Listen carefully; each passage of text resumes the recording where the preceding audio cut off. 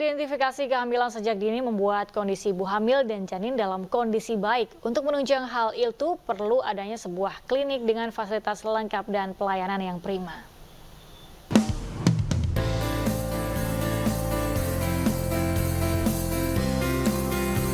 Klinik Fahira merupakan klinik dengan one-stop service, di mana pasien yang memiliki keluhan tidak perlu rujukan ke klinik lainnya.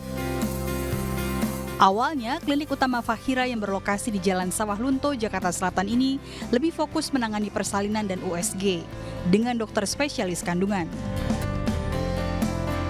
Namun seiring waktu serta kebutuhan dari pasien, klinik Fahira kini juga menyediakan pelayanan lain, seperti pelayanan dokter umum, dokter spesialis penyakit dalam, dokter spesialis anak, hingga dokter kecantikan. Yang paling terkenal, yang mungkin udah lebih lengkap, yang kayak one stop service tuh di sini, yang di klinik Fahira utama Sawah Lunto. Jadi ketika dia bersalin di sini, anaknya nanti bisa kontrol sama dokter anak di kita. Anaknya butuh imunisasi, nanti kita aturkan jadwal imunisasi sama dokter anaknya. Dan kalau misalnya si ibu-ibu misalnya lagi nunggu buat USG, atau misalnya ibu-ibu setelah bersalin yang mengalami perubahan bentuk di wajah, di badan, kita ada klinik yang atau poli yang untuk kecantikannya gitu, yang bisa ngatasin masalah nanti di mukanya atau di badinya. Layanan unggulan dari klinik Fahira adalah USG 4 dimensi.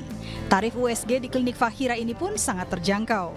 Tidak heran, lebih dari 1.000 pasien setiap bulannya datang untuk USG dan konsultasi kehamilan.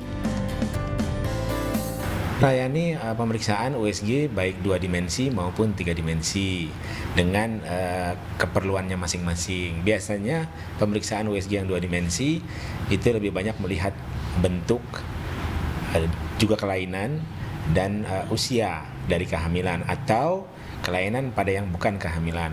Untuk USG 4 dimensi umumnya dilakukan pada pemeriksaan kehamilan.